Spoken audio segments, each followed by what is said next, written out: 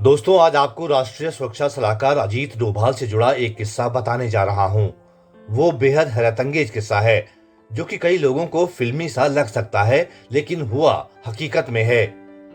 Intelligence के master माने जाने वाले अजीत डोभाल के वैसे तो कई अविश्वसनीय किस्से सुनने और पढ़ने को मिलते हैं, लेकिन शायद बहुत से लोगों को इस वाले किस्से के बारे में बहुत डिटेल में पता नहीं होगा।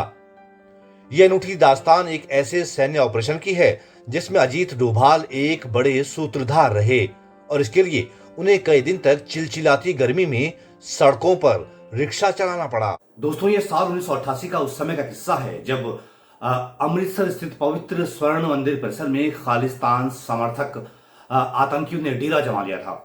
उन दिनों 4 साल के भीतर स्वर्ण मंदिर में तीसरी बार ऐसा हो रहा था। तब स्वर्ण मंदिर परिसर को खाली कराने के लिए ऑपरेशन की तैयारी हो रही थी। एनएसजी कमांडो थे, अर्धसैनिक बल थे, पुलिस थी। उन्होंने पूरे गोल्डन टेम्पल परिसर को बाहर से घेर लिया था, उसकी चारों तरफ मोर्चा संभाल लिया था। उसी दौरान जान जोखिम में डालकर अजीत डोभाल अचानक स्वर्ण मंदिर परिसर के अंदर चले गए, वो भी ऐसी जगह पर जहां की खालिस्तानी आतंकवादी घातक हथियारों के साथ अड्डा जमाए हुए थे। कई दूसरे लोग भी उस मंदिर परिसर के अंदर, गोल्डन टेम्पल के अंदर परिसर में बंधक बनाए गए थे। लेकिन डोभाल अंदर क्यों गए और वो कैसे गए, ये कहानी बड़ी हैरतअंगेज है और एकदम फिल्मी कहानी सरीखी लगती है। लेकिन इसका जिक्र कुछ किताबों में हुआ है और इस पर कुछ नामी समाचार पत्रों में, बड़े समाचार पत्रों में लेख भी छपे हैं। मैं इस वीडियो में वही रोचक दास्तान आपको बताने जा रहा हूं।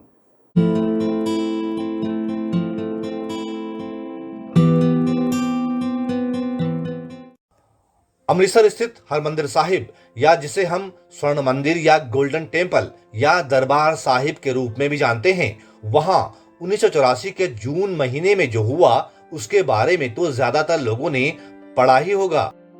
तब खालिस्तानी आतंकी जरनैल सिंह भिंडरावाले और उसके समर्थकों के कब्जे से स्वर्ण मंदिर परिसर को छुड़ाने के लिए ऑपरेशन ब्लू स्टार चला गया था। उसके बाद उसी साल 31 अक्टूबर 1984 को तत्कालीन प्रधानमंत्री इंदिरा गांधी की हत्या की गई थी, जिसके तार उस ऑपरेशन ब्लू स्टार से जुड़े हुए थे। लेकिन इस वीडियो में मैं उस बहुचर्चित ऑपरेशन ब्लू स्टार के बारे में नहीं बताने जा रहा हूं। मैं बताने जा रहा हूं ऑपरेशन ब्लू स्टार के 4 साल बाद, यानी सन 1988 में हुए ऑपरेशन ब्लैक थंडर 2 के बारे में, जो कि लगभग वैसी ही परिस्थितियों में हुआ था जैसे कि 1984 का ऑपरेशन ब्लू स्टार हुआ था।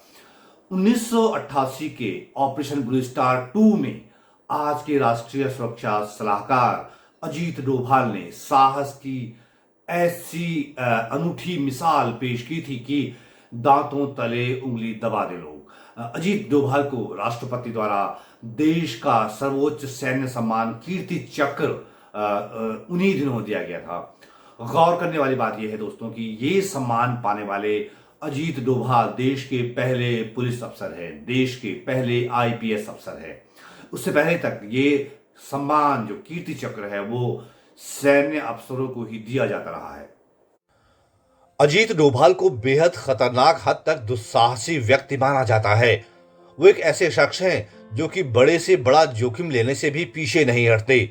ये वही अजीत डोभाल हैं जो अंडर कवर एजेंट के तौर पर पाकिस्तान के लाहौर में करीब 7 साल तक रहे, वो भी एक पाकिस्तानी मुस्लिम बनकर। खुद डोभाल साहब ने भी कुछ साल पहले किसी कार्यक्रम में ये बात कबूल की और उसका वीडियो भी आपको YouTube पर मिल जाएगा। इससे आप डोभाल साहब की हिम्मत, उनके साहस और उन काम के प्रति उनके जुनून का अंदाजा लगा सकते हैं। डोभाल देश वापस तब लौट आए थे जब 1980 के दौर में पंजाब में खालिस्तानी समर्थकों की गतिविधियां बढ़ रही थीं। डोभाल जब पाकिस्तान से लौटे तो उन्हें पंजाब भेजा गया, क्योंकि वहां डिस्टरबेंस बढ़ रही थी। उस वक्त खालिस्तान समर्थक देश की घरेलू सुरक्षा के लिए सीधा खतरा बने हुए थे। वो साल 1988 में चिलचिलाती गर्मी वाले दिन थे, मई 1988। अमृतसर के स्वर्ण मंदिर परिसर में 1984 की ही तरह खालिस्तान समर्थक आतंकियों ने कब्जा कर लिया था। सरकार के लिए ये एक बहुत बड़ा चैलेंज था, क्योंकि 1984 वाले ऑपरेशन ब्लू स्टार का सबक भी सामने था, लेकिन स्वर्ण मंदिर को तो मुक्त कराना ही था। इसके लिए बड़े लेवल पर प्लानिंग चल रही थी। उन दिनों पंजाब पुलिस की कमांड सुपर कॉप कहे जाने वाले केपीएस गिल के हाथों में थी, जो कि उन दिनों पंजाब पुलिस के डीजीपी थे। लेकिन इस ऑपरेशन में 1984 के ऑपरेशन ब्लू स्टार के दौरान की गलतियां न दोहराई जाएं, इसका बहुत ख्याल रखा गया। यहीं पर अजीत डोभाल एक ऐसी भूमिका में दिखे जिसने डोभाल को दंत कथाओं का हिस्सा बना दिया। अजीत डोभाल इंटेलिजेंस ब्यूरो यानी आईबी के अफसर थे। वो एक मिशन पर थे और उस दौरान स्वर्ण मंदिर परिसर में कब्जा जमाए हुए खालिस्तानी आतंकियों की संख्या और उनके जुटाए हथियारों, गोला बारूद और अंदर जो फंसे लोग हैं उनके बारे में सही सही जानकारी नहीं मिल पा रही थी। उन्हीं दिनों की बात है जब स्वर्ण मंदिर परिसर के इर्द गिर्द के उस इलाके में जहां की कभी खालिस्तानी आतंकियों के सरगना जरनैल सिंह भिंडरावाले की सत्ता चलती थी, उसका बोलबाला था, वहां खालिस्तानी आतंकियों ने सड़क पर एक रिक्शा चलाने वाले को देखा। ये अप्रैल मई 1988 की ही बात है। वो रिक्शा चलाने वाला वहां नया सा था और बहुत सामान्य सा आदमी लग रहा था। तो स्वर्ण मंदिर परिसर इलाके में जो आतंकी डटे थे, जो खालिस्तानी आतंकी डटे थे, उनको कुछ खटक गया। फिर उन्होंने ये किया कि उस रिक्शे वाले पर निगरानी रखनी शुरू कर दी। लेकिन वो रिक्शा वाला बिना विचलित हुए अपने रूटीन काम में लगा रहा। उसने किसी को कोई शक नहीं होने दिया। ऐसा करते करते लगभग 10 दिन बीत गए। उसके बाद एक दिन आतंकियों ने उस रिक्शे वाले से संपर्क किया, या रिक्शे वाले ने खुद आतंकियों से संपर्क साधा। इसकी डिटेल नहीं मिलती, लेकिन ये बात पक्की है कि दोनों के बीच संपर्क हुआ। रिक्शा चलाने वाला वो शख्स खालिस्तानी आतंकियों को यह समझाने में कामयाब रहा कि वो पाकिस्तानी खुफिया एजेंसी आईएसआई का एजेंट है। रिक्शा चालक के वेश में सीक्रेट मिशन पर आया है और उसे पाकिस्तान स्थित आकाओं ने खास तौर से खालिस्तानियों की मदद के लिए भेजा है। आपको बता दूं कि वो रिक्शा वाला कोई और नहीं, खुद अजीत डोभाल थे। इंटेलिजेंस ब्यूरो के बड़े अफसर अजीत डोभाल, जो कि खालिस्तानी आतंकियों का भेद लेने के लिए रिक्शे वाले का चोला ओढ़े हुए थे। लेकिन इसके बाद का किस्सा और भी दिलचस्प है। दरअसल रिक्शा वाला बनकर अजीत डोभाल पवित्र स्वर्ण मंदिर परिसर में कब्जा जमाए हुए खालिस्तानी आतंकियों को अच्छी तरह से कन्विंस कर चुके थे, उनका विश्वास जीत चुके थे। वैसे भी डोभाल पाकिस्तान में करीब 7 साल तक अंडर कवर एजेंट के रूप में रह चुके थे। उससे पहले उर्दू पर उनकी अच्छी दखल रही है, पंजाबी भी जानते हैं और वो लाहौर में कई साल रहे थे। और लाहौर और अमृतसर का जो बोली भाषा है, जो मिजाज है, जो अंदाज है, वो लगभग मैच करता है, जो लगभग समान है। तो डोभाल ने उन आतंकियों का ऐसा भरोसा जीता कि उस खतरनाक समय में उन्हीं आतंकियों की मदद से अजीत डोभाल स्वर्ण मंदिर के अंदर चले गए। ये खालिस्तानी आतंकियों के खिलाफ ऑपरेशन ब्लैक थंडर 2 के शुरू होने से 2 दिन पहले की बात है। जून 2014 में जब अजीत डोभाल को मोदी सरकार में राष्ट्रीय सुरक्षा सलाहकार बनाया गया था, तब न्यू इंडियन एक्सप्रेस न्यूज़पेपर में पत्रकार यतीश यादव ने अजीत डोभाल पर the return of super spy शीर्षक से एक लंबा चौड़ा फीचर लिखा था और ऑपरेशन ब्लैक थंडर 2 में डोभाल के उस हैरतअंगेज किस्से की डिटेल लिखी थी। अजीत डोभाल ने जो कदम उठाया वो बहुत दुस्साहस भरा कदम था। उसमें हरदम जान का खतरा बना हुआ था। लेकिन अजीत डोभाल जासूसी की दुनिया के लीजेंड माने जाते हैं। उनका कोई जवाब नहीं है, उनका कोई सानी नहीं है। फिर हुआ ये कि 9 मई 1988 को सुरक्षा बलों ने पूरे स्वर्ण मंदिर परिसर को सीज कर दिया। बीच बीच में फायरिंग भी होती रही और आईएसआई का एजेंट और खालिस्तानी समर्थकों का जो हमदर्द बनकर अजीत डोभाल स्वर्ण मंदिर परिसर के अंदर दाखिल हो चुके थे। वहां खालिस्तानी आतंकियों का बड़ा जमावड़ा था, हथियारों का जखीरा था। और जैसे मैंने पहले भी बताया कि अजीत डोभाल इंटेलिजेंस के मास्टर हैं। उन्होंने अंदर पहुंचकर वो सब कुछ कर लिया जिसके लिए वो रिक्शा वाला बने थे। उन्होंने अंदर की सारी सूचनाएं जुटा ली, अंदर का सारा नक्शा तैयार कर लिया, अंदर आतंकियों की कितनी तादाद है, वो कहां कहां पोजीशन लिए हुए हैं, उनके पास वो कौन से और कितने घातक हथियार हैं, वहां आतंकियों के अलावा दूसरे और कौन लोग फंसे हुए हैं। इस तरह से उन्होंने एक एक चीज को स्कैन कर लिया और अजीत डोभाल की जुटाई हुई ये सारी सूचनाएं आईबी ने एनएसजी के साथ शेयर की। ये सूचनाएं गोल्डन टेम्पल परिसर में डटे आतंकियों के खिलाफ सैन्य कार्रवाई में बहुत बड़े मददगार साबित हुई ये सूचनाएं, क्योंकि इसने कई जिंदगियां तो बचाई ही, स्वर्ण मंदिर परिसर को और भी नुकसान होने से बचा लिया।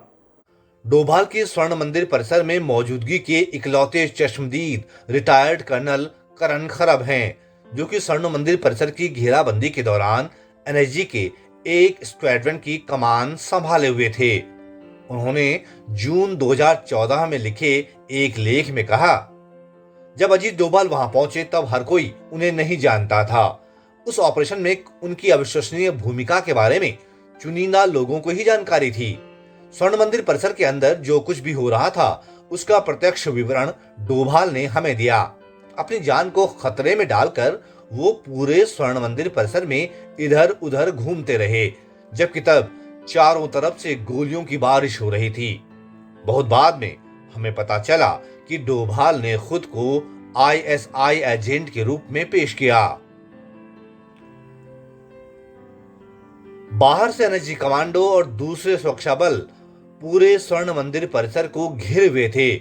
9 मई 1988 को सुरक्षा बलों ने पूरे कैंपस को सीज कर दिया था।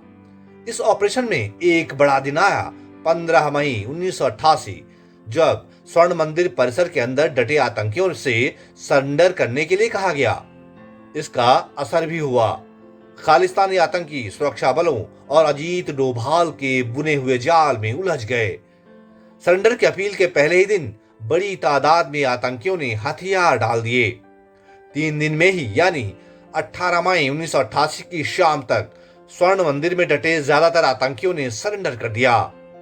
सरेंडर करने वाले आतंकियों की संख्या लगभग 200 थी। ये बहुत बड़ी कामयाबी थी।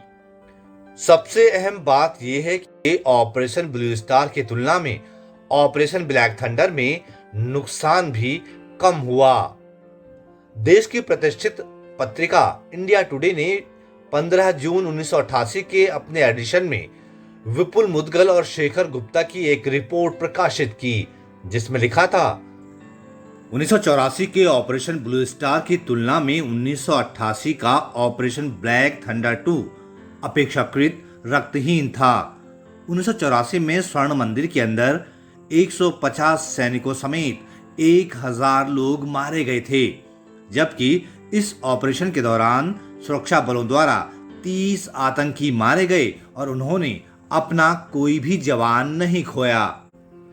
इस ऑपरेशन की कामयाबी में बड़ा हाथ तब के पंजाब के डीजीपी केपीएस गिल का तो था ही, अजीत डोभाल ने इसमें बहुत बड़ी भूमिका तैयार की थी। स्वर्ण मंदिर परिसर में इस अदम्य साहस के लिए तब राष्ट्रपति ने अजीत डोभाल को कीर्ति चक्र से सम्मानित किया। उस दौरान अजीत डोभाल इंटेलिजेंस ब्यूरो यानी आईबी के ज्वाइंट डायरेक्टर थे। वो पहले पुलिस अफसर थे जिन्हें कीर्ति चक्र दिया गया। उससे पहले तक यह अवार्ड केवल सैन्य बलों को दिया जाता था।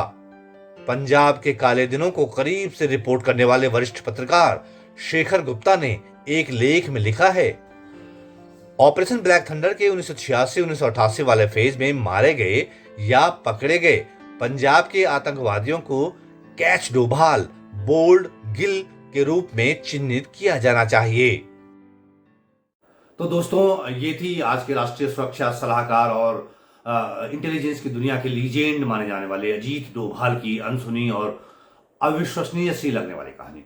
आपको ये वीडियो कैसा लगा मुझे जरूर बताइएगा। अगर पसंद आए तो इसे शेयर करके दूसरे लोगों तक भी पहुंचा सकते हैं। वीडियो को आप लाइक कर सकते हैं, नीचे कमेंट बॉक्स में अपने कमेंट्स छोड़ सकते हैं। और हाँ, ऐसी और भी अनसुनी और रहस्यमयी दास्तानें आप तक पहुंचती रहें, इसके लिए आप मेरे YouTube चैनल को सब्सक्राइब करेंगे और बेल आइकन जो उसके बगल में है उसको प्रेस करेंगे तो ये और भी आसान हो जाएगा आपके लिए। तो जल्द ही एक नई वीडियो के साथ हाजिर होता हूं।